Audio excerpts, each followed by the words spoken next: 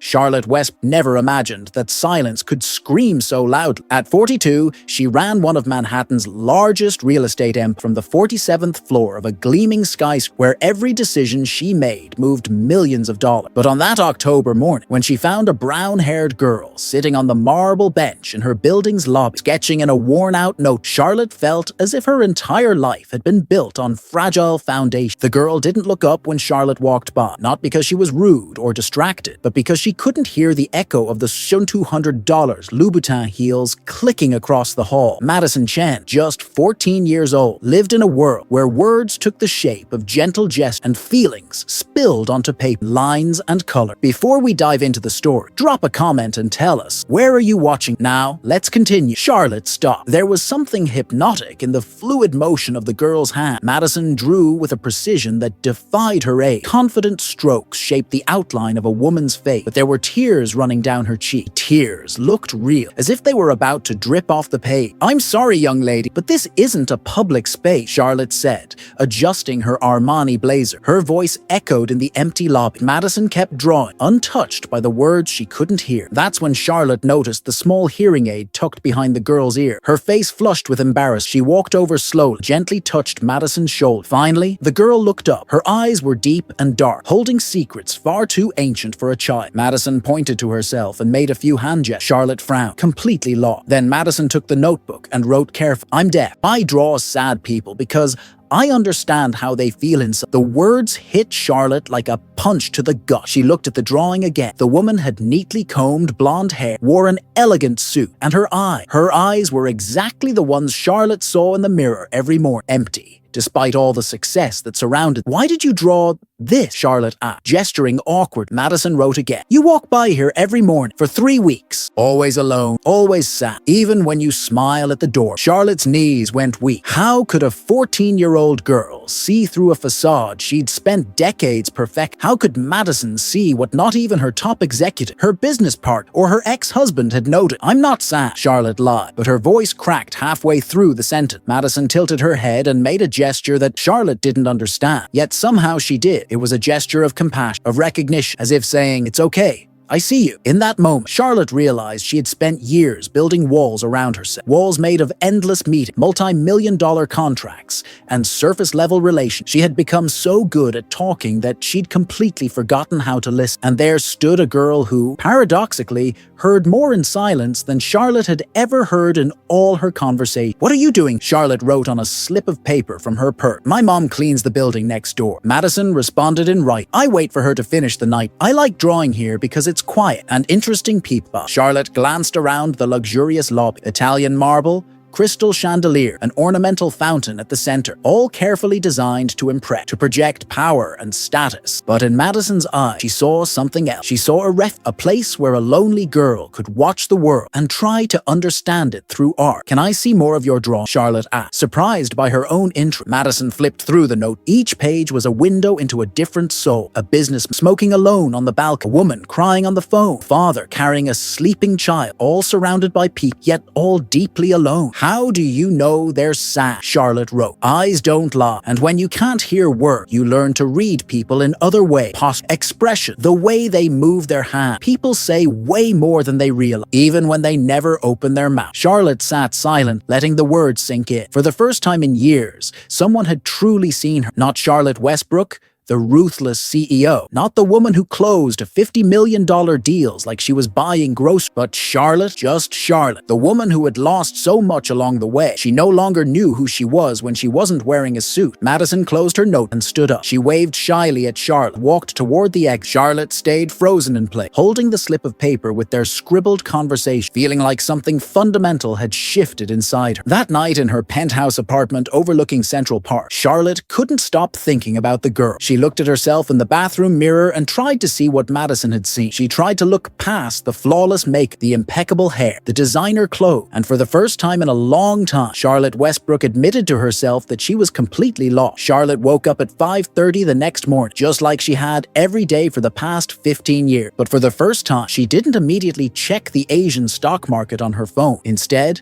she lay in her king-sized bed in her 4,000 square foot apartment, staring at the ceiling, thinking about about the girl in the lobby, Madison Chen. She had learned the full name from the doorman, who knew the girl's mother, Lila Chen, 38 years old, an immigrant from Taiwan, who worked as a janitor to support her daughter on her own. Her husband had died in a workplace accident when Madison was just 8, leaving them buried in medical debt. And with a diagnosis of profound hearing loss caused by a childhood case of meningitis, Charlotte slipped into her usual Armani, this time a navy blue one that cost more than Lila earned in 6 months, and made her way to the lobby at 7:15 a.m., 15 minutes earlier than usual. Madison was there again, sitting on the same marble bench with her notebook open on her lap. But today, she wasn't drawn. She was simply staring at the blank page with an expression Charlotte recognized instantly. It was the same look she saw in the mirror when no one was watching. Charlotte walked over slowly and waved. Madison looked up, and her face lit up with a shy smile. She grabbed a pen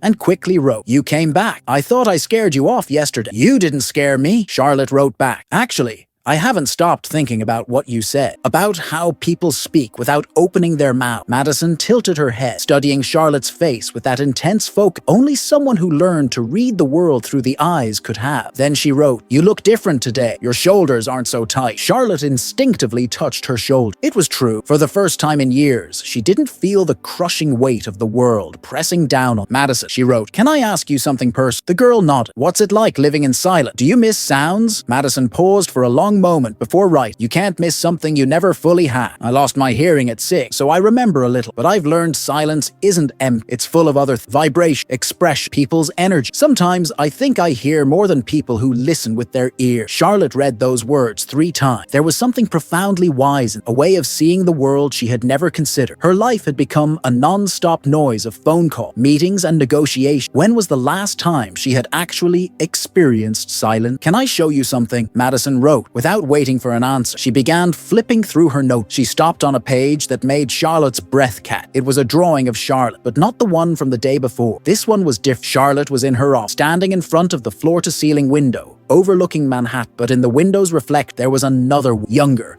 with bright eyes and a real smile. The woman Charlotte before building her empire. "How did you—" Charlotte began to write, but her hands were shaking so much she could barely hold the pen. "I looked you up online after yesterday," Madison wrote. "I found a photo of you from 10 years ago in an article about young entrepreneur. You were smiling, but it was a different smile, real, and I wondered what happened to that woman." Charlotte felt her eyes welling up. The photo Madison had found was from a charity event she organized shortly after starting her company. Back then, every deal wasn't just about profit. It was about helping people through her foundation. When had that mission been buried under spread quarterly report? "You draw people the way they truly are," Charlotte wrote. "How did you learn that?" "My mom always says that when God closes a door, he opens a window. When I lost my hearing, I gained new kinds of sight. I see the masks people wear. I see the pain they hide. And I also see the light still shining behind it all." Madison flipped to another draw. It was Lila, her mother, sleeping in a chair after a double shift at work. Even in exhaustion, her face carried a peaceful smile. Next to it, Madison had written, "My hero works at night, so I can dream during the day. Your mom must be an incredible woman," Charlotte wrote. "She's everything. She works 16 hours a day to pay for my special school and medical care. She never complains, never gives up. Sometimes I feel guilty for being like this." "Oh, like what?" Charlotte frowned. "Different, expensive, a burden." Charlotte felt like she'd been slapped. She grabbed the pen and wrote quick, "Madison Chen, you are not a burden. You are a gift. In just 2 days, you've made me see things in myself I'd forgotten for years. Your difference is your power." Madison read the word, and her eyes filled with tears. She made a hand gesture Charlotte didn't understand, but somehow it felt like "thank you" in every language. At that moment, an Asian woman in a janitor's uniform rushed into the lobby. It was Lila Chen, and she looked worried. When she saw Madison talking with Charlotte, her expression shifted. More cautious. Madison waved to her mother and signed a few quick gestures. Lila replied in the same sign, but her eyes stayed fixed on Charlotte. It was clear she was wondering why a wealthy business was talking to her daughter. Charlotte stood and walked over. "Mrs. Chen, I'm Charlotte West. Your daughter is extraordinary." Lila spoke English with an accent, but clearly. "I'm sorry if Madison bothered you.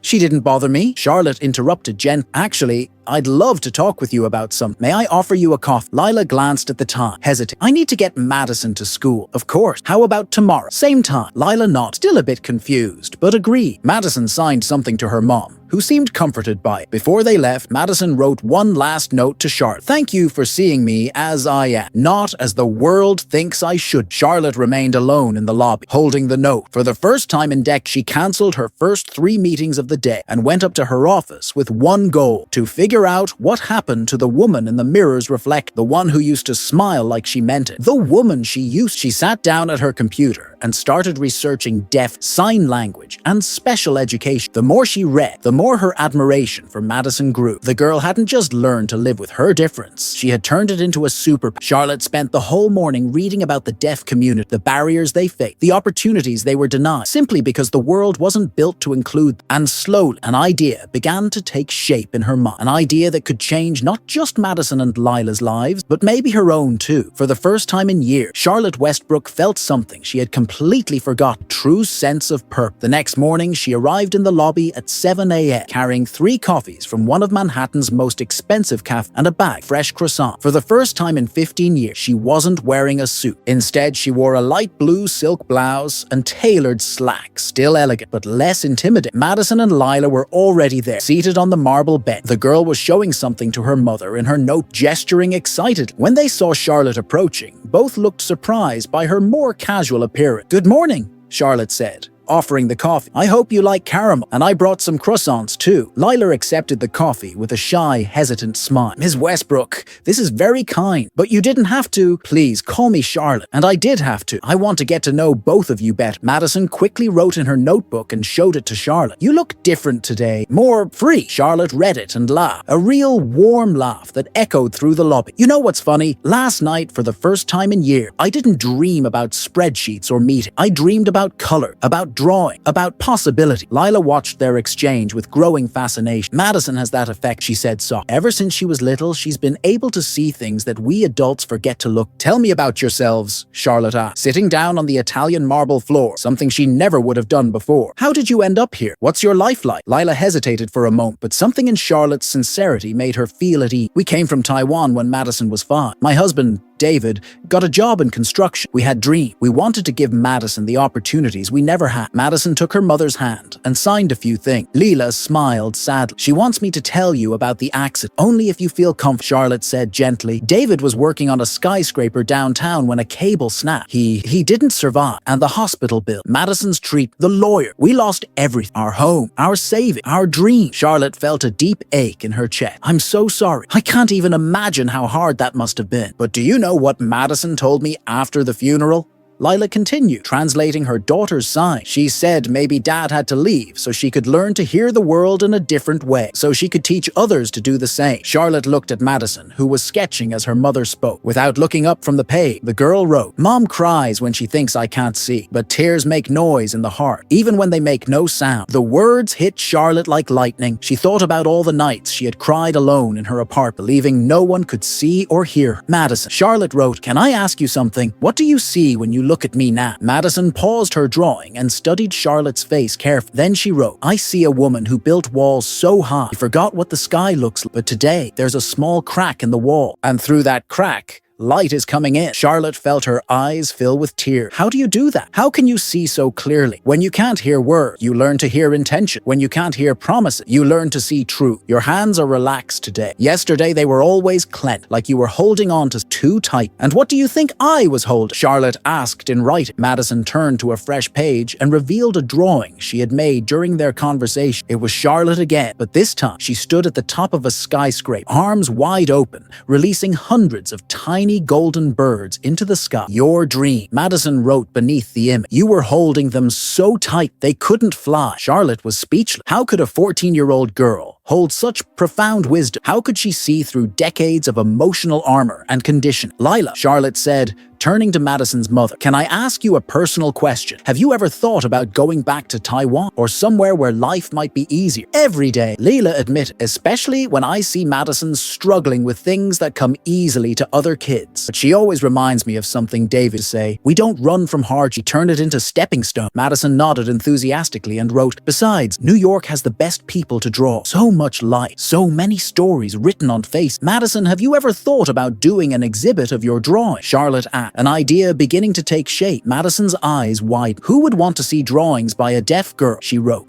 Everyone who needs to learn how to see the world the way you do. Charlotte replied without hesitation. Everyone who's forgotten how important it is to truly look at others. Lila looked confused. Ms. Charlotte, why are you being so kind to us? Charlotte paused before answering. Because the two of you showed me something I'd lost a long time ago. You reminded me of who I used to be and who I might still become. Madison quickly scribbled. You didn't lose any. You just forgot where you put it. Like when I can't find my favorite pencil, but it's always right where it should. Wait. Charlotte laughed again. That light, unguarded laugh that was becoming more and more familiar. You're right, Madison. I think I'm starting to remember where I put a few important things. At that moment, Lila looked at the time and stood up, worried. Madison, we'll be late for school. Madison signed quickly to her mother, who hesitated. What did she say? Charlotte asked. She wants to know if you'll be here again tomorrow. Lila translated. Charlotte looked at Madison and did something that surprised even herself. She tried to answer in sign language. Her gestures were clumsy and probably incorrect, but she did her best to sign what she hoped meant. Yeah. Madison beamed and gently corrected Charlotte's gesture, showing her the proper way to say,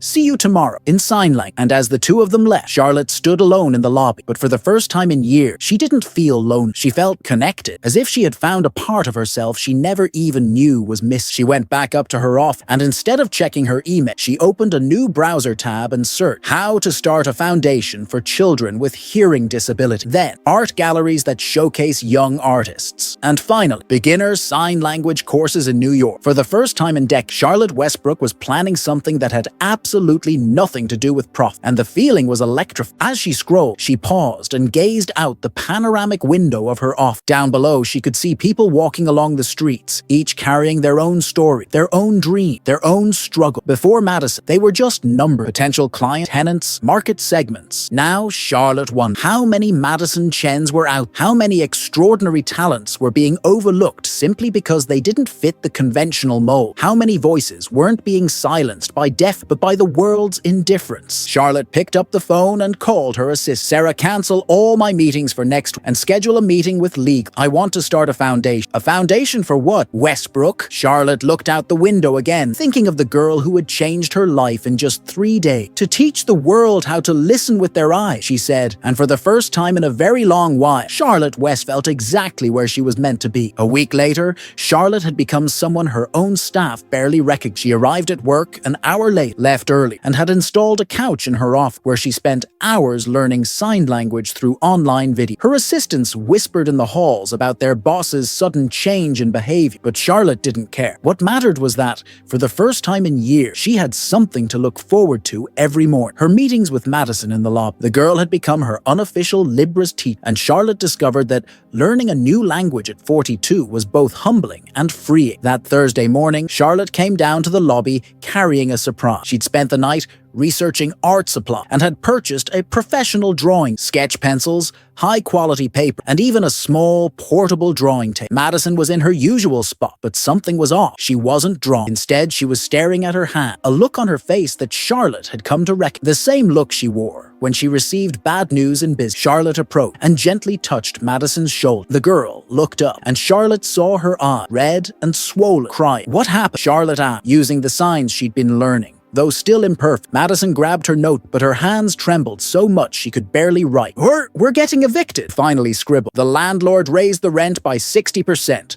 Mom's working 3 jobs, but we can't afford it. Charlotte felt like she'd been punched in the stomach. When? End of the month. 3 weeks. Charlotte glanced around the luxurious lobby, then thought of her own penthouse apartment, which cost more per month than most people made in a year. How was it possible for a family to work that hard and still not have a place to call home? And your mom, where is she? Charlotte signed, job interview, trying to get a 4th shift, Madison wrote. Then she added, she doesn't know I know. Pretends everything's fine, but I see her crying in the bath. Charlotte felt a familiar wave of help, one she'd only known a few times in her life. When her mother died, when her marriage fell apart, when she realized she had built an empire and lost her soul in the process. But this time, she could do something about it. Madison, she wrote, do you trust? The girl nodded, though she looked confused. I want to help. I can pay the rent. I can find you a better place to live. I can. Madison shook her head firmly and wrote, we don't want charity. Mom has pride. She'd be offended. Charlotte stopped. Of course, she'd spent so long in a world where everything was solved with money. She'd forgotten that not everyone saw the world that way. For Madison and Lila, accepting money from a stranger would feel like admitting defeat. Then it won't be charity, Charlotte wrote. It'll be a job. Madison tilted her head. Curious, Charlotte took a deep breath and made a decision that would change everything. I want to hire you. To do what? Madison wrote. To be my communications consultant. To teach me how to really see. Help me build something that truly matters. Madison looked confused, so Charlotte kept right. I'm creating a foundation for deaf children. I need someone who understands that world. Someone who can guide. Someone like you. Madison's eyes widened. I'm only 14. And I'm 42 and still learning the basics of compassion from a 14-year-old. Charlotte replied. Age doesn't define wisdom. Just then, they heard hurried footsteps.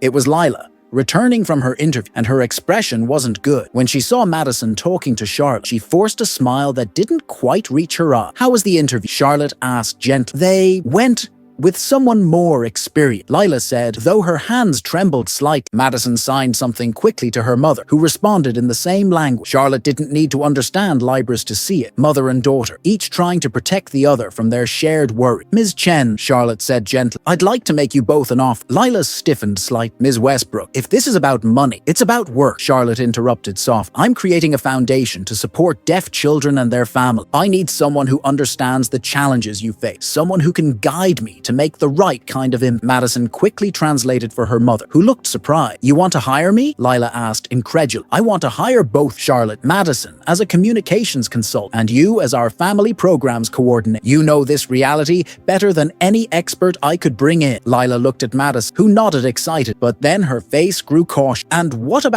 would the salary be? Charlotte had already researched fair pay within the social services field. To start, $4,000 a month for you, Mrs. Chen, and $2,000 for Madison, deposited into a college savings her name. Lila went pale. That was more than she made working 3 jobs combined. But why? She asked, her voice trembling. Why are you doing this for us? Charlotte looked at Madison, who was watching the conversation with tears in her eyes, and then at Lila, a woman who had sacrificed everything for her child. Because you reminded me of something I'd forgotten, Charlotte. You reminded me that true success isn't measured by how tall the buildings we build are, but by how deeply we impact the lives around us. Madison scribbled something and showed it to Charlotte. Mom says in sign language that she's afraid this is too good to be true. Charlotte looked directly at Lila. I understand that fear. I've felt it for a long time too. Fear of trust, fear of connecting with others, fear that my life had no real meaning. But Madison showed me that some fears are worth facing. Lila spoke rapidly with Madison in sign language. The girl responded with bright, excited gesture, and Charlotte could see the tears of relief in both their eyes. We accept, Lila said finally, but on one condition. What's that? That you let us help you too. Madison says you've been learning our language, but you've still got a long road ahead. And I know what it feels like to be lost in the world. Maybe we can figure it out together. Charlotte felt something she hadn't felt in years. True hope, not the hope of profit or success, but the hope of connection, of purpose, of a life that actually meant something. We have a deal, said, holding out her hand. Lila shook it, and Madison joined in, placing her small hands over there. In that moment, in the marble lobby of a Manhattan corporate tower, 3 women from vastly different backgrounds sealed a partnership that would not only change their own lives, but the lives of hundreds more they had yet to meet. If you believe unexpected encounters can change lives, leave a like on this video and subscribe to the channel. But Charlotte still had no idea that her decision to help Madison and Lila would trigger a chain of events, would force her to confront not only her past, but powerful people who preferred she kept her distance from social projects. In Manhattan's business, word spread fast, and news that Charlotte Westbrook was wasting time and money on an immigrant family would soon reach the wrong ear. Charlotte had just discovered that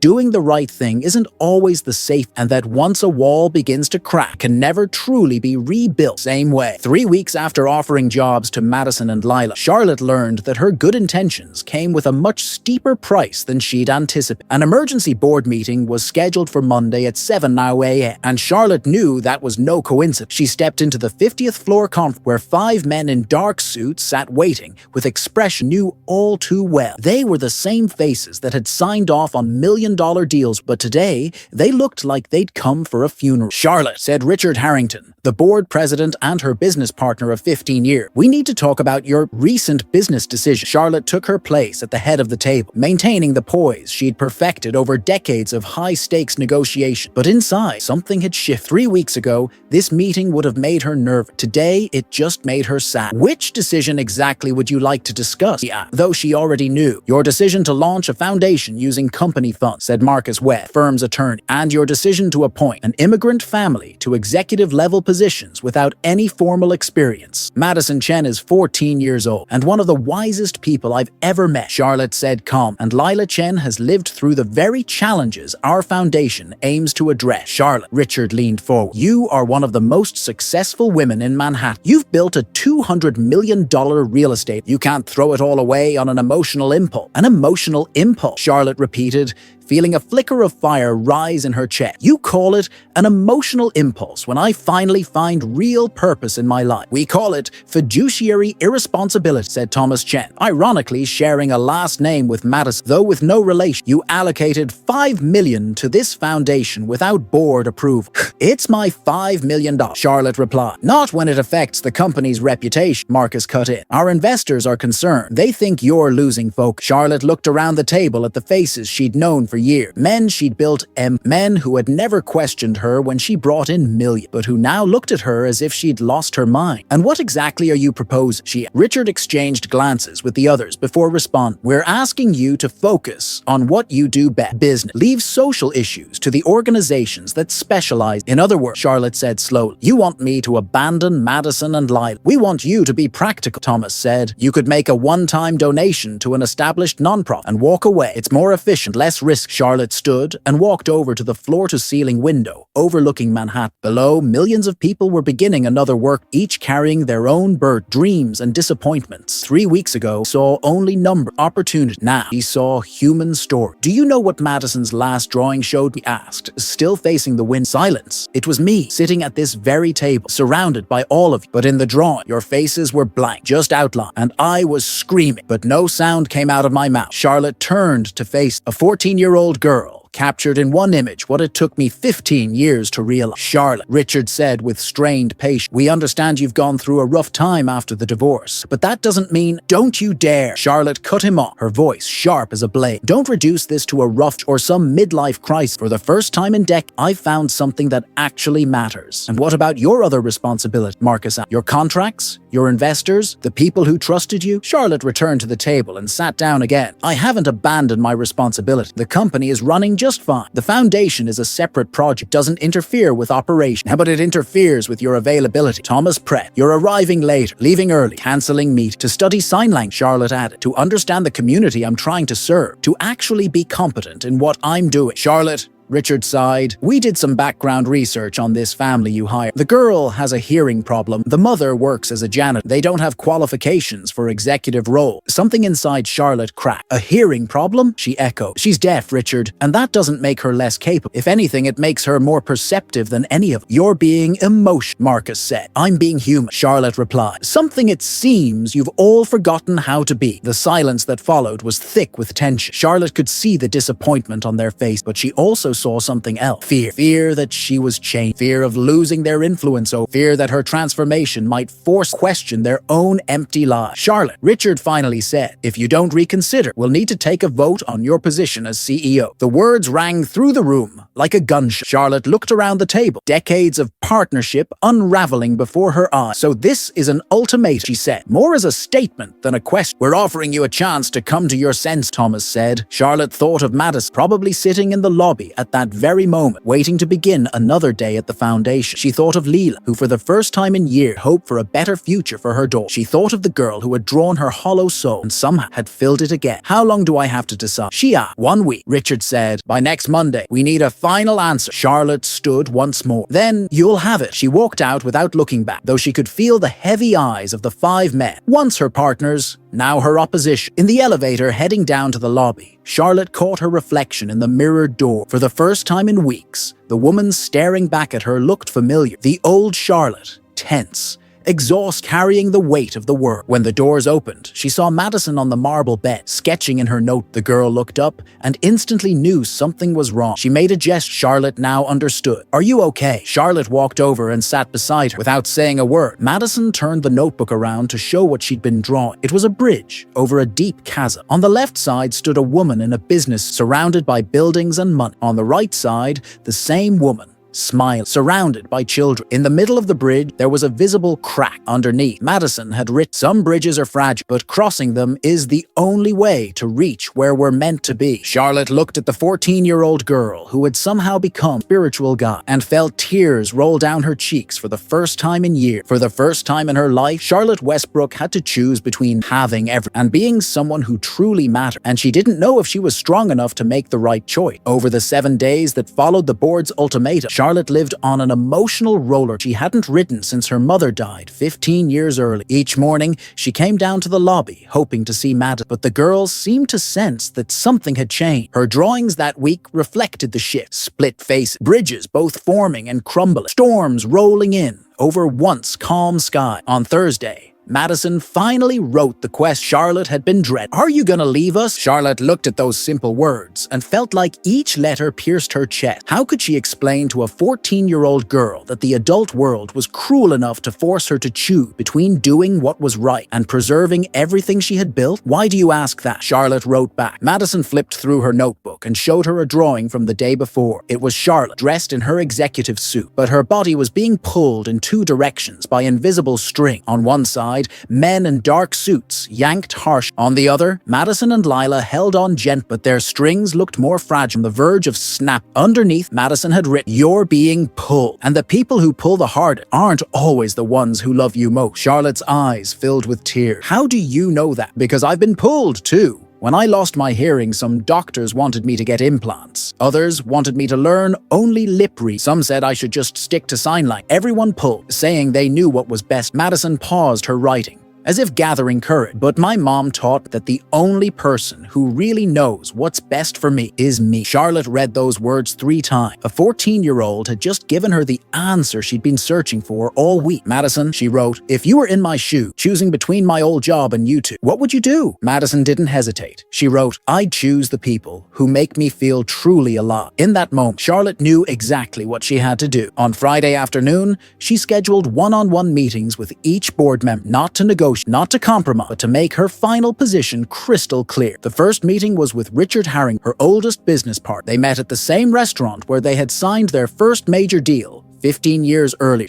Richard began before they were even "I hope you've come to your senses." "I have," she replied calmly, a tone that seemed to unsettle him more than anger would. "Good, then we can shelve this foundation nonsense and get back to business." Charlotte studied him for a long moment. Richard was 55, successful by every standard, a mansion in the Hamptons, a yacht, 3 luxury cars. But when was the last time he'd truly smiled? When had he last spoken about anything other than money or growth? "Rich," she said gently, "when was the last time you felt truly happy?" He blinked, caught off guard. "What does that have to do with business?" "Everything," Charlotte answered, "because I finally learned the difference between success and happiness. And I've realized I spent 15 years chasing the wrong." "Charlotte, don't tell me you're going to throw all this away over some emotional whim." "It's not a whim," she interrupted. "It's the most intentional decision I've made in years." Richard leaned in, his voice more serious now. "If you leave the company, you'll lose everything. Your shares, your title, your influence. You'll be just ordinary again." Charlotte smiled, a real radiant smile that lit up her entire face. "For the first time in 15 years, that doesn't scare me. Actually, it excites me." The meeting with Marcus Webb, company's lawyer, was more technical,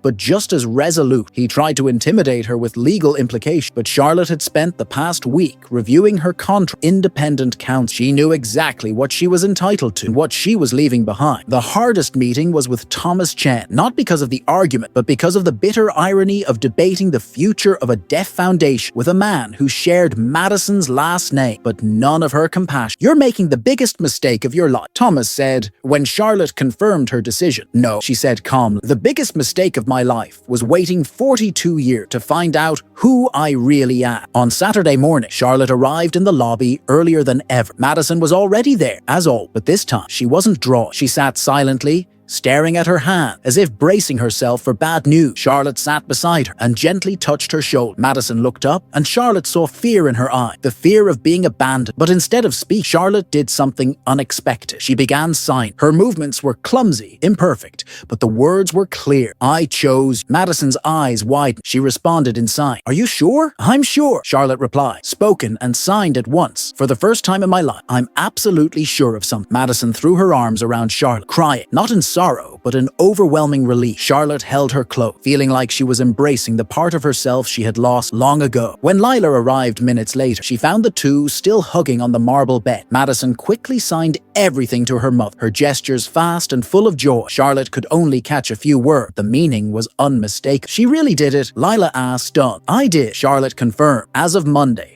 I will no longer be the CEO of Westbrook Industries, but I will be the president of the Madison Foundation. If you'll have no Madison Foundation," Madison wrote. "Phew, I thought it was the right name." Charlotte smiled. "After all, you're the one who taught me that listening with your eyes matters more than listening with your ear." Lila began to cry. For the first time since Charlotte had met her, they were tears of pure joy. "But what about money?" Lila asked. "How will we survive? Will you have enough to fund the foundation without your company?" Charlotte laughed. "Lila, I had $200 million when I thought my life was meaningless. Now, I have far less money. It's something worth infinitely more." "What?" Madison wrote. "I have you. And for the first time in decades, I have a real purpose." That Saturday, the three women spent the entire day together, planning the foundation's future. Madison sketched logo ideas. Lila listed the needs of the deaf community. Charlotte, with all her corporate experience, began outlining an organization that could truly make a difference. When night fell, Charlotte said goodbye to Madison and Lila, knowing that Monday would mark the beginning of a completely new life. She would lose her 47th floor office. She would lose her 7-figure salary. She would lose the power she once held over hundreds of employees. But she was gaining something far more valuable. She was gaining herself back. That night, Charlotte called her former assistant, now working for Richard, and asked her to clear out her old office. When asked what to do with the trophies and awards she'd collected over the years, Charlotte gave an answer that even surprised herself. "Throw them out. They're reminders of someone I'm not anymore." The only thing she asked to keep was a small, faded photo she'd kept in a drawer for years. A picture of herself at 25. On the day she opened her first company, she was smiling, a real smile, and her eyes were full of hope. It was time to find that woman again. And it all started because a deaf 14-year-old girl had taught her that sometimes you have to stop listening to words to start hearing your heart. If you're going through a transformation in your own life, share in the comment who helped you find your true path. 2 weeks after leaving Westbrook Industries, Charlotte sat cross-legged on the floor of a tiny rented office in the Lower East Side, surrounded by cardboard boxes, scattered documents,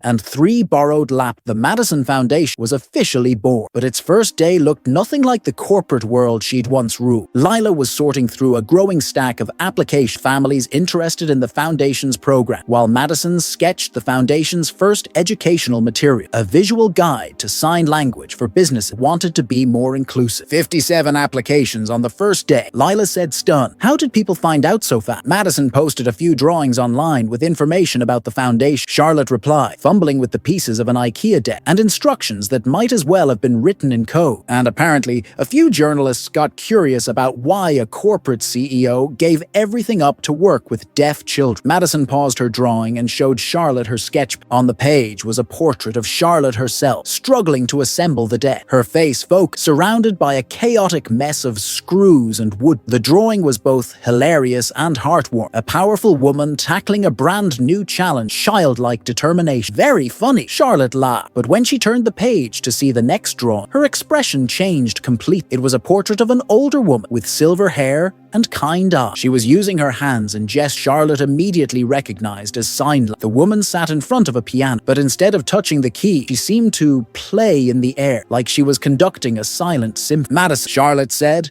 her voice suddenly tightened. "Who is this woman in your drawing?" Madison quickly wrote, "I don't know. I dreamed about her last night. She was trying to tell me something important, but I couldn't understand her." Charlotte felt the world tilt beneath. She picked up the sketchbook with trembling hands and studied every detail. Shape of the face, the curve of the nose, the way the hands were positioned. It was unmistakable. "Lila," Charlotte called. Her voice cracked. "Can you come here?" Lila came over and found Charlotte holding the note, pale as a "Are you okay?" she asked. Charlotte couldn't speak. Instead, she got up, legs shaking, and went to one of the boxes she'd brought from her old office. She rummaged frantically until she found what she was looking for, a framed photo she hadn't dared look at in years because it hurt too much. It was a picture of her mother, Helen West, taken 6 months before she died of cancer. In the photo, Helen was in a hospital, smiling despite the effects of chemo, and her hands were positioned exactly like the ones in Madison's drawing. Charlotte placed the photo beside the sketch. The resemblance was impossible to ignore. How? She breathed, unable to finish the question. Madison looked from the photo to her drawing, confused. She wrote, "It's the same person. Who is she?" "That's my mother," Charlotte whispered. "She died 15 years ago." The silence in the room was broken only by the sound of traffic outside. Madison stared at the photo, as if trying to solve an impossible riddle. Finally, she wrote, "In the dream, she was trying to teach me something. She was moving her hands like she was speaking, but I didn't recognize the sign." Charlotte slowly sank to the floor. "My mother never knew sign language. At least, I thought she didn't." Lila, who had been quietly observing, stepped close. "Charlotte, are you sure? Sometimes people keep things from their past." "What kind of thing?" Charlotte asked. "My grandmother in Taiwan kept it a secret that she could read English," Leila explained. "Back in her day, women weren't encouraged to study. She only told me near the end of her life. Said she had learned in secret so she could help others one." Charlotte sat in stunned silence. Her mother had always been private about her past. Charlotte knew little about Helen's life before marriage, but now that she thought about it, her mother had always had a deep empathy for those who struggled to communicate. "Madison?" Charlotte wrote, "Can you draw the gestures she was making in your dream?" Madison nodded and began sketching. Her strokes were precise, capturing not only the shape of the hand, but the expression on the woman's face.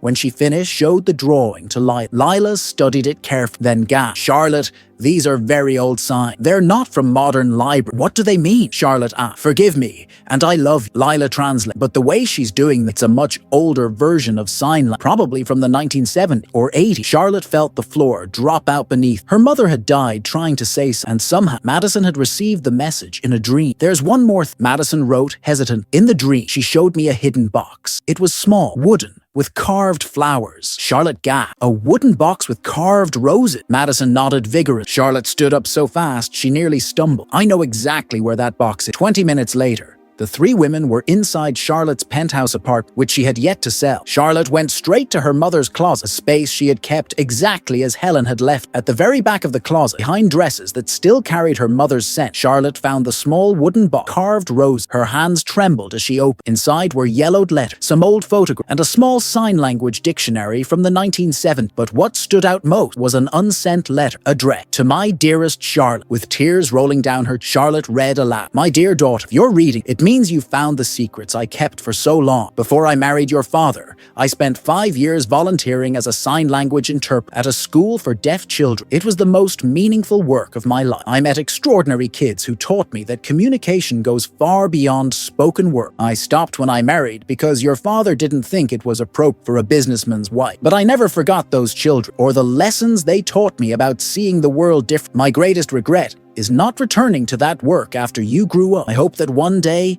you find your own way to make a difference in the world. Money can build buildings, but love builds lives. I love you forever." Charlotte finished reading, sobbing. Madison gently took her hand and signed something Charlotte could now understand. "She's proud of you." "How do you know?" Charlotte asked. Madison pointed to the window. Outside, the sun was setting, casting a golden glow across the Manhattan skyline. But what caught Charlotte's attention was a white dove perched calmly on the window. "What?" "In my dream," Madison wrote, "your mom turned into a white dove at the end. She flew in 3 circles and then landed like she was telling me she'd found peace." Charlotte looked at the dove, then at Madison, and finally back at the letter in her hand. Suddenly, everything made sense. Her inexplicable pull toward Madison, her sudden desire to start a foundation, even how easily sign language had come to her. It wasn't coincidence, it was destiny. Her mother had planted a seed 15 years ago, and Madison had been sent to help it bloom. "Thank you, Mom," Charlotte whispered to the dove on the window. And for the first time since Helen's death, Charlotte Westbrook felt truly at home. That day, Madison drew one final picture. Charlotte,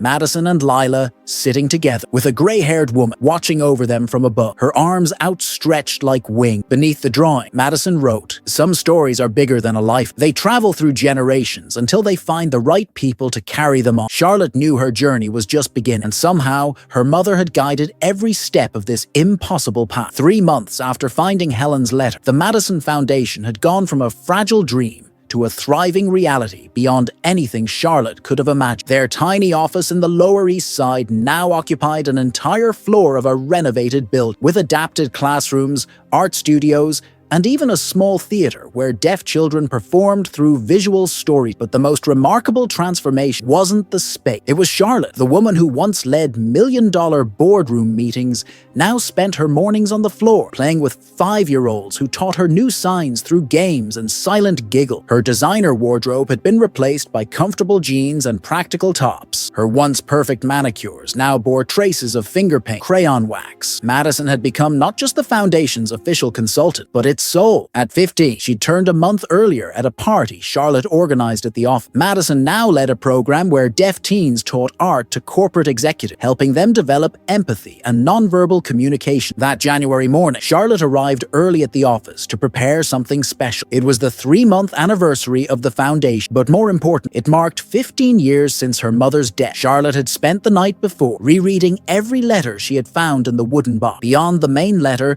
there were dozens more. Some were unsent drafts. Others were personal reflections on Helen's time with deaf children. One line had etched itself into Charlotte's memory. Every child who cannot hear words develops the extraordinary ability to hear hearts. When Madison arrived, carrying a folder of new drawings, she found Charlotte sitting in the center of the main room, surrounded by photos scattered across the floor. Old photographs of Helen working with deaf children in the 1970s. Photos Charlotte had found hidden in the bottom of the box. Madison quietly sat beside her. She didn't need words or signs to understand. She simply picked up one of the photos. Helen crouched beside a dark-haired girl, both smiling as they signed, held it to her chest like she was embracing the memory. "She looks like you," Charlotte said, pointing to the little girl in the photo. Madison wrote in her note, "Not physically, but in her eyes, yes. She has the same eyes you have when you talk about the Foundation." Charlotte picked up another photo. Helen at a school performance, surrounded by 20 deaf children of various ages. All were signing the same gesture, a sign Charlotte now recognized as "Thank you." "Madison," Charlotte said, "I want to show you something." She walked to her desk and returned with an envelope that had arrived the week before. It was from a New York publisher interested in turning Madison's drawings and the Foundation's story into a book. Madison read the letter twice before writing. "They really want to publish my drawing. They want more than..." Charlotte smiled. "They want you to tell your story. How a 15-year-old girl transformed the life of a 42-year-old CEO and inspired hundreds of others along the way." Madison shook her head quick. "I didn't transform you. You transformed yourself. I was just there. You were there exactly when I needed." Charlotte gently corrected her. "And now, I want you to be there for others who need that same kind of transformation." Just then, Lila walked into the office carrying a box of donuts, a tradition she'd started to celebrate every small victory at the Foundation. But when she saw Charlotte and Madison surrounded by old photos, her expression changed. "What's going on?" she asked, approaching cautiously. "I'm showing Madison what her spiritual grandmother looked 40 years ago," Charlotte explained. Lila knelt down and picked up one of the photos. "Your mother was beautiful, and look at how those kids looked at with pure admiration. You know what impresses me most?" Charlotte said, holding a photo of Helen teaching a group of hearings how to communicate with their deaf children. She wasn't just helping kids, she was building bridges between two worlds. Madison pointed to herself, then to Charlotte, and signed the word for Z. Bridge.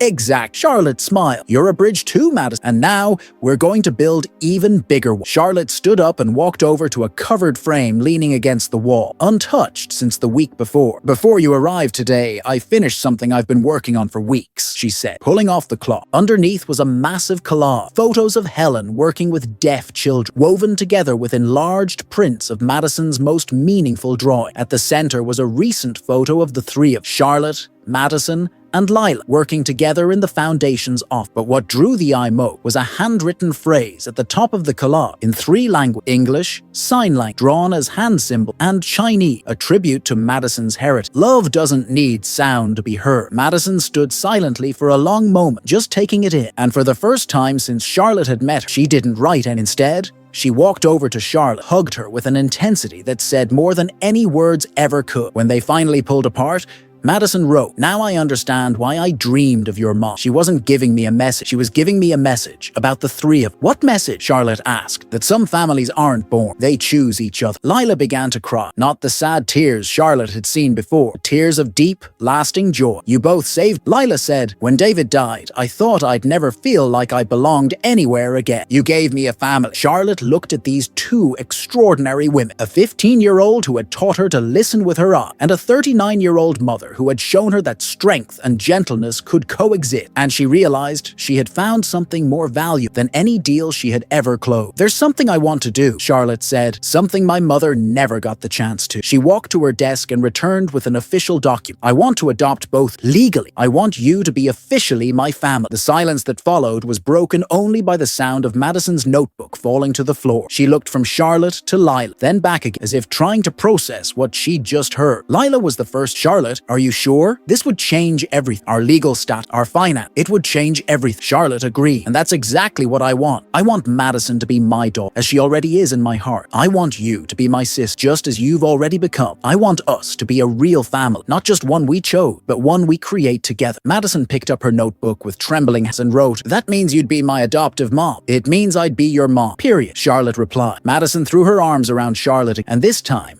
Lila joined the embrace. The three women stayed like that for a long time, crying and laughing at once, while the collage on the wall stood witness to the birth of a family that had taken 15 years of fate to find its way together. When they finally separated, Madison did something that surprised them all. She opened to a blank page in her note and began to draw, quick, decisive. Within minutes, she had sketched a portrait of the three, but not as they were now, as they would be 10 years from now. Charlotte, slightly grayer hair but brighter eyes than ever. Lila, with a peaceful smile of someone who had truly found home, and Madison, a young woman holding a diploma in one hand and a paintbrush in the other. Beneath the drawing, she wrote, "Our future family, built on love, held together by hope." Charlotte looked at the drawing and knew, without a doubt, that her mother had orchestrated every step of this incredible journey. Helen Westbrook had planted seeds of love 40 years early. Now, those seeds had finally bloomed into the most unexpected, perfect family. That afternoon, as they worked together preparing materials for the following week's program, Charlotte realized for the first time in 15 years she didn't feel her mother's absence as pain, but as presence. A presence alive in every act of kindness, in every moment of genuine connection, every life the foundation touched. Madison had been right all along. Some families aren't born, they're chosen, and sometimes it takes entire generations to find each other. If you believe love can cross generations and create the impossible, leave a like on this video and subscribe to the channel. Your story might be a miracle waiting to happen. 6 months after the official adoption, Charlotte discovered that becoming a mother at 43 was both the most natural and the most terrifying thing she'd ever done. Madison, now officially Madison Westbrook Chen, had blossomed in ways that exceeded even Charlotte's wildest dream. The shy girl, who used to draw alone in the lobby, had transformed into a confident 16-year-old, leading therapeutic art workshops for deaf children and speaking at conferences on inclusion. But on that July morning, Charlotte was facing her biggest challenge since becoming a mother. Madison had been accepted to Gallaudet University, the most prestigious school in the world for the deaf, located in Washington, D.C. It was a once-in-a-lifetime opportunity, but it meant her daughter would be moving out of state at just 16. Charlotte was sitting in the garden of their new apartment, a smaller space than her old penthouse, but infinitely more welcome, when Madison approached, holding an official letter from the university and wearing a look that mixed excitement and apprehension. She sat beside Charlotte's wing they'd installed together the month before, handed her the letter. Charlotte read it once, then again. Her heart typed every word. Not only had the university offered Madison a full scholarship, they had also invited her to join a 4-year social art program, one that would allow her to design a long-term impact project. "This is an incredible opportunity," Charlotte said, trying to keep her voice steady. But Madison knew her adoptive mother too well not to notice the sadness beneath the surface. Madison reached for her note, now a sleek professional one that Charlotte had gifted, and wrote, "You don't want me to go." Charlotte sighed. She had promised herself to always be honest with Madison, even when it hurt. "Part of me doesn't know," she admitted. "We just became a real family, and the thought of you moving away terrifies me." "And the other part?" Madison wrote. "The other part is so proud it can barely breathe, and it knows, without a doubt, that this is exactly what you deserve." Charlotte said softly, "Your grandma Helen would have been over the moon." Madison closed her note and leaned into Charlotte, resting her head on her shoulder. They stayed like that for a long time, gently swaying as the afternoon sun filtered through the leaves of the tree that shaded their garden. Then Madison suddenly stood up and signed something Charlotte now understood perfectly. "I need to show you." She disappeared into the house and returned carrying an art portfolio Charlotte had never seen before. Madison opened it to the first page, revealing a stunning drawing. Charlotte, the day they first met, sitting on the marble bench in the lobby. But there were two versions of her. One was trapped in a golden cave, surrounded by documents and phones. The other was free, arms wide open, surrounded by laughing children. children. This was the first drawing I made, Madison wrote. But I never showed you because I thought it might hurt. Charlotte studied the drawing, seeing herself through Madison's eyes that first day. The emotional accuracy was staggering. Madison had captured not just her physical like, but her emotional confinement. Madison turned the page. The next drawing was of her, also in two versions. One, a girl curled up in a corner, invisible to the world. The other, standing tall on a stage, teaching a crowd through her art. We were both in cage, Madison wrote. You in the cage of success, without purpose. Me in the cage of difference, without acceptance. The following pages showed them both evolve. Charlotte slowly stepping out of her golden cage. Madison gradually finding her voice through art. But the drawing that struck Charlotte the most was the one at the end. It showed the three of Charlotte, Madison, and Lila planting seeds in a garden. But what sprouted wasn't plants. It was other family, other children, other stories of transformation. The Madison Foundation isn't just about us, Madison wrote. It's about planting seeds that will keep growing even after we're no longer here to water. Charlotte felt her eyes fill with tears. Madison, are you telling me you want to go to university to prepare to do this on a larger scale? Madison nodded emphatically and wrote, I want to learn everything I can so I can come back and turn our foundation into something that truly changes the world. But I can only do that if you let me fly first. At that moment, Charlotte heard her mother's voice in her mind, as if Helen were whispering, true love doesn't hold on, my daughter. It sets free. You're right, Charlotte said, pulling Madison into a tight embrace. And I am so proud of it. But Madison pulled back and made a sign that meant, wait. She grabbed her notebook again and wrote something that left Charlotte speechless. There's one condition. I want you to come with. What? Charlotte blinked, stunned. Madison wrote quick. The university has a program for parents of students with special needs. You could take a course in nonprofit management while I study art. We could live together in Washington. Charlotte stood frozen for a moment, processing the proposal. Leave New York, where she had built her entire professional life, to start over in a new city at 43. Madison, she said slowly, that would mean leaving everything behind. The foundation, our friend, the life we've built here. Or, Madison wrote, it would mean bringing our lives and expanding our horizons. The foundation can have branch. Our real friends won't disappear. And our true life isn't a play. It's the three of together. Just then, Lila appeared in the doorway of the garden. She had just finished her course in social project management and now ran 3 different programs at the foundation. But she still made a point of being home for dinner every night. What are you two talking about with those serious faces? She asked, walking over. Madison quickly explained the situation in sign language, and Charlotte watched as Lila's expression shift from curiosity to concern, then to something that looked suspiciously like restrained excitement.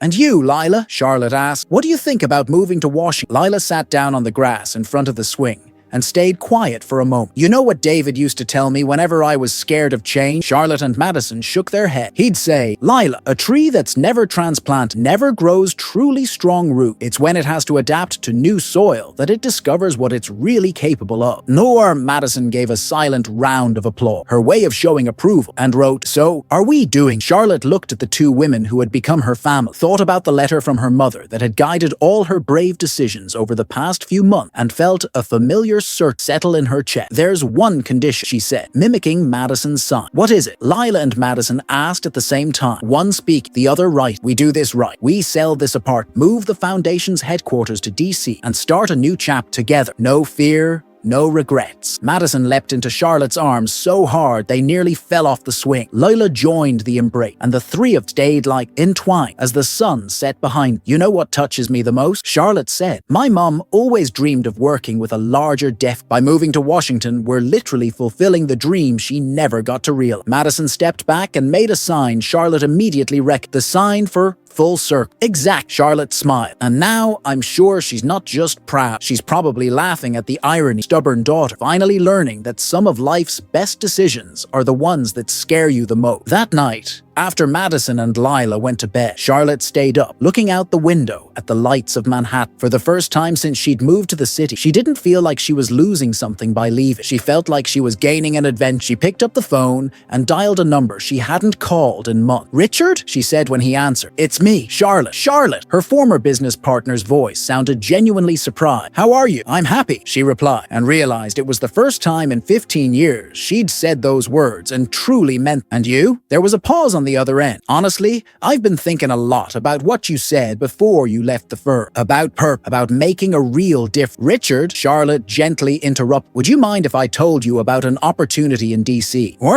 A chance to use your talents for something that really matters. Another pause. What kind of opportunity? Charlotte smiled, looking over at the photo of Madison and Lila on her nightstand. The chance to help build the largest support foundation for deaf children on the East Coast. And before you ask, yeah, it will be profit, but more important, it will be meaning. Send me the detail, Richard said, and Charlotte could hear the smile in his voice. Sounds like you finally figured out how to do business and make a difference at the same time. After hanging up, Charlotte lay in bed, and for the first time in months, she didn't dream of her mother. She dreamed of the future. A future where Madison was a renowned artist, where Lila ran revolutionary social programs, and where she herself would be remembered not for the buildings, for the lives she helped transform. When she woke the next morning, a new drawing had been slipped under her door. It showed Madison, Charlotte, and Lila flying hand in hand above a map of the United States, a trail of stars connecting New York to Washington, D.C. Underneath, Madison had written, "Thank you for teaching me that flying is better when we do it together." Charlotte tucked the drawing beside her mother's letter, knowing that one day she'd tell this whole story to the grandchildren she didn't yet have, but somehow knew would come. Some families are born of blood, others are born of choice, but the most special are born of pure love, and those are the ones that change the world. 6 months later, Charlotte found herself in a place she never imagined, sitting on the floor of a college dorm in Washington, D.C., helping Madison unpack for her first year at Gallaudet University. At 43, she herself was about to begin a master's degree in nonprofit management at George Washington University, proof that it's never too late to completely start over. The move had been more challenging than any of the three had anticipated. Selling the apartment in New York, relocating the foundation, adjusting to a new city. It all required a strength Charlotte hadn't known she possessed. But the hardest part wasn't the logistics, it was emotion. Madison, now 16, had grown, not just physically, but in maturity and confidence. The shy girl who used to draw alone in the lobby was now a rising young artist, with her first solo exhibit scheduled for the end of the semester, right at the university. But with growth also came a natural need for independence, and Charlotte was learning to balance her protective instinct with the respect her daughter's autonomy deserved. Mom, Madison said she had started calling her that naturally now, without fanfare or formal announcement. "You've reorganized my things for the third time today." Charlotte paused, realizing she was refolding t-shirts that were already perfectly folded. "Sorry," she said with a sheepish smile. "I guess I'm just nervous." "Why?" Madison asked, sitting on the bed and pulling Charlotte down beside her. Charlotte looked around the small dorm room Madison would now share with another deaf student, Emma,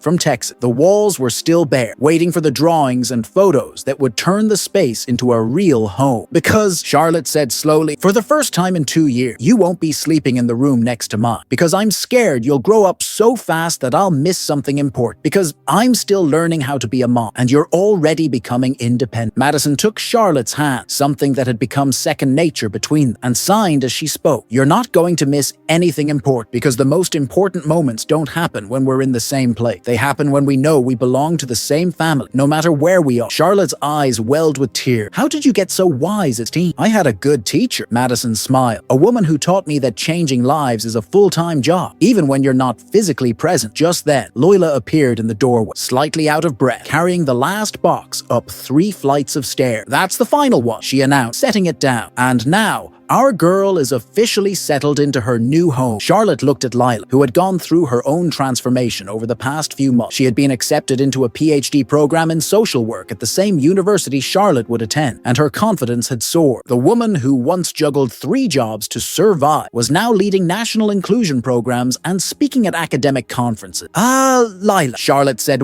"do you remember the first day we talked in the lobby? How could I forget? You were trying to figure out why a powerful executive was interested in a janitor's daughter. And now look at us," Charlotte said, motioning around the room. 3 women who met by chance and decided to rewrite their entire story. Madison opened one of the boxes and carefully unwrapped something. It was the collage Charlotte had made months, a mix of her mother's photos and Madison's drawing. She hung it above her desk. "Now this room has a story," Madison said, "and Grandma Helen can watch over my study." Charlotte gazed at the collage on the wall and felt a familiar presence, not ghostly or supernatural, but a deep, comforting sense that she was exactly exactly where she was meant to be. Her mother had planted seeds 40 years ago, and now Charlotte was watching them bloom in ways never imagined. Madison, she said, there's something I want to give you before you officially start this next chapter. Charlotte walked to her back and pulled out a small package wrapped in blue tissue. Madison opened it carefully, revealing a simple silver ring with a small blue stone in the center. It belonged to your grandmother Helen, Charlotte explained. She used to wear it when she worked with deaf children. I found it in one of the boxes I'd never fully unpacked. There's an engraving inside. Madison held the ring up to the light and read the tiny inscription, "Listen with your heart." She had that engraved, Madison asked, her voice full of emotion. She did. And now it's yours. So you'll always remember that your greatest gift isn't your art, though it's extraordinary. It's your ability to see in people what they don't even know is there. Madison slid the ring onto her right index, the one she used to draw with, then signed a word Charlotte recognized immediately. Forever. Now, Lila said, discreetly wiping away a tear, how about we explore the camp? Madison, you can show us where your classes will be. The three of them left the door and began walking around Gallaudet University. Charlotte was struck by the energy of the place. Students animatedly signed, professors fluently communicating in ASL, an atmosphere of complete inclusion, unlike anything she had ever experienced. It's different, isn't it? Madison asked, catching the look on Charlotte's face. Here, being deaf doesn't mean being different. It just means being. Charlotte stopped mid-step. Madison, can I ask you something I've always wondered, but never had the courage to say? Madison nodded. Have you ever wished you could hear? Even after everything we've been through, have you ever wondered what it would be like? Madison paused for a long moment before answering. Sometimes I wonder what it would be like to hear music the way you do, or the sound of rain. But then I think about everything I've been able precisely because I can't hear. I think about you, about how we met, about how my difference became the bridge that connects. She stopped and signed as she spoke. If I could hear, I would have just been another kid in the lobby. You would have walked right past. Charlotte felt her chest tight. Are you saying you're grateful to be deaf? I'm saying I'm grateful to be exactly who I am, because being who I am brought me to you. You brought me here. Lila stepped closer and wrapped her arms around them both. You know what David used to say about destiny? She asked. Charlotte and Madison shook their head. He said destiny isn't something that happens to us. It's something we create when we have the courage to follow our hearts, even when we don't fully understand where they're leading. The three of them stood there in the middle of a college camp Charlotte hadn't even known existed 2 years early, hugging like the unlikely family they had become. Mom, Madison said, can I tell you a secret? Of course. In my first drawing, I didn't just draw a sad woman. I drew a woman who was waiting, even if she didn't know what. And what do you think I was waiting? Charlotte asked. Madison smiled, that bright, open smile that had melted Charlotte's heart from the first day. You were waiting for a family you didn't know you need, but that your heart recognized when the moment came. Charlotte looked at Madison,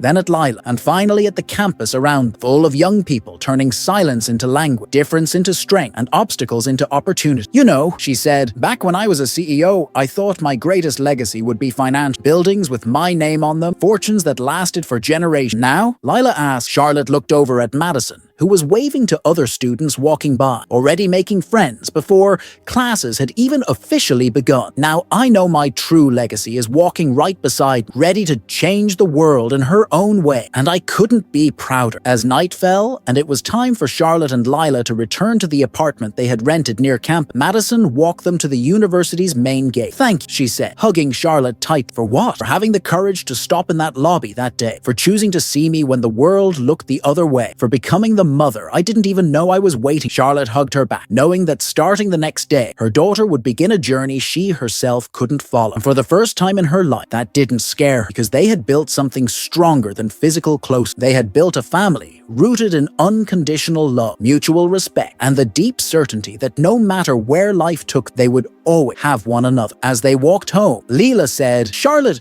you realize our story is still just beginning? What do you mean? Madison's going to graduate and become an internationally recognized artist. You're going to revolutionize how non-profits operate, and I'm going to write public policies that will change the lives of thousands of families. And together, Lila smiled. Together, we're going to prove that some families are so special, they actually can change the world. Charlotte glanced back one last time, seeing Madison's dorm room light still on, knowing her daughter probably drawing in her new space. Tomorrow would be the official first day of her new life, and she couldn't wait to see what other impossibilities would become reality. 5 years later, Charlotte stood on stage at the Kennedy Center in Washington, D.C., looking out at an audience of 2,000 people seated in reverent silence for for the most important event of her life. But she wasn't the star of the night. It was Madison, now 21, delivering her first international keynote on inclusive art and social transformation. The same girl who once drew alone in a corporate lobby had become one of the most powerful voices in the American deaf community. Madison Westbrook Chen was now a globally renowned author of 2 books on nonverbal communication, and founder of an international move helped companies recruit and empower deaf employees. Charlotte adjusted the live translation device in her ear, a technology Madison had helped develop, and smiled as she watched her daughter command the room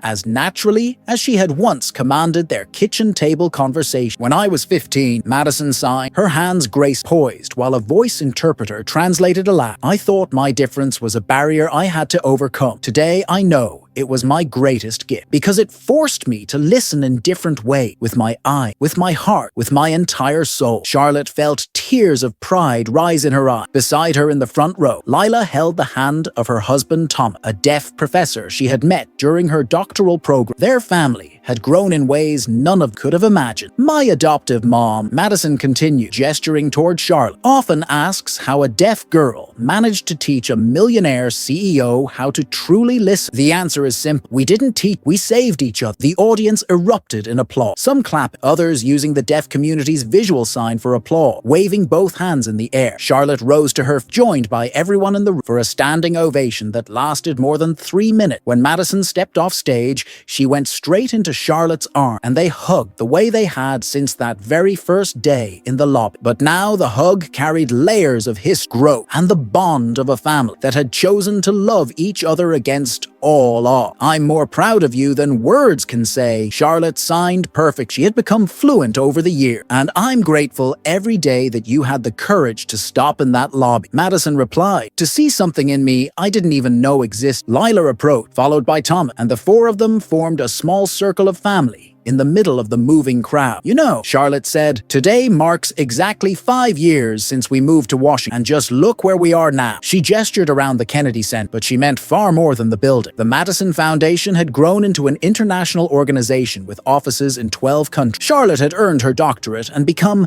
a leading expert in inclusive nonprofit management. Lila directed a program that helped immigrant families with deaf children navigate the U.S. education. And Madison had become the voice the global deaf community never knew it was waiting. Mom, Madison said, there's something I've never told you about that first drawing I made. Charlotte tilted her head, intrigued. I didn't just draw a sad woman. I drew a woman who was reaching. Your hands were extended, like you were trying to grasp something you couldn't quite see. And what do you think I was reaching? Charlotte asked. Madison smiled, that same radiant smile that had lit up Charlotte's life from the very beginning. You were reaching for your real, and we were reaching for you. In that moment, Charlotte felt a familiar presence. Not ghost, but deeply comforting. It was as if her mother Helen were there, witnessing the blooming of the seeds she had planted so long ago. Thomas, who had quietly watched the conversation, signed a phrase Charlotte recognized as one of the most beautiful in sign language. Chosen family. That's right, Charlotte said, smiling. Chosen family. 3 hours later, 4 of them were back at the apartment Charlotte and Madison shared in Georgetown. A warm, inviting space decorated with dozens of Madison's drawings and photos from their travels around the world.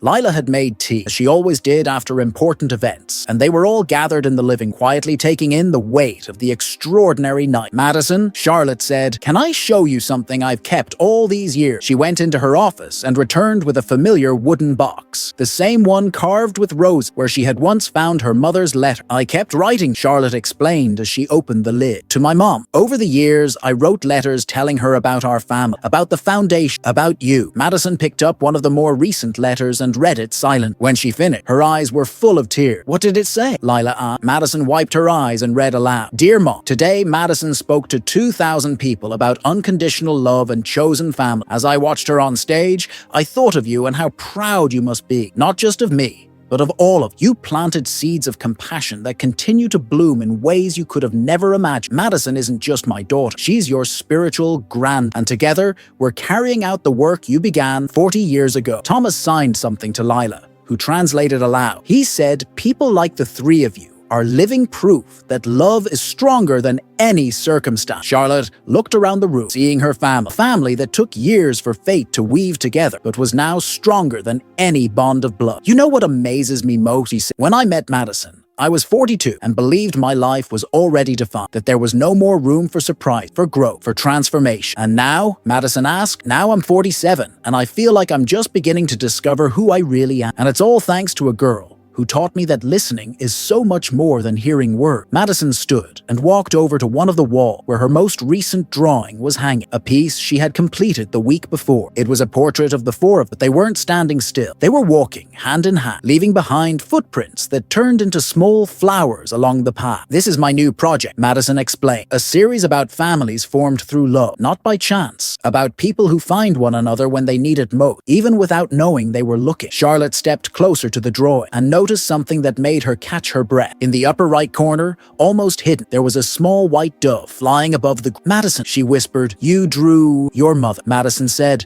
finishing her sentence, I still dream, and she's always smiling, like she knows everything happened exactly as it was meant to. That night, after Lila and Thomas had gone home, Charlotte and Madison stayed up late, talking about their plans to expand the foundation to Europe and about the book Madison was writing on unconventional family. Mom, Madison said, as they got ready for bed, do you remember what you asked me on that first day if I ever wished I could hear? I remember. Well, today I have a different answer. I don't miss hearing sounds because I've discovered there are far more important things to listen, like the comfortable silence between people who love each other, like the voice every person has, even when they never speak, like the sound, a heart when it finally finds its place in the world. Charlotte hugged her daughter one last time before they each went to their room. Madison, she said, thank you for teaching me how to listen to my own heart again. Thank you for having ears willing to hear, Madison replied. The next morning, Charlotte woke up to find a new drawing slipped under her door, a tradition Madison had kept up over the year. This time, it was a portrait of Charlotte's sleep, but there was something magical in the image. Tiny golden stars floated out of her dreams and scattered throughout the room, as if her dreams were quiet feeding the universe. At the bottom of the drawing, Madison had written, to the woman who taught me that some encounters are disguised as coincidence. I love you always. Daughter to mother, heart to heart. Charlotte held the drawing to her chest and knew,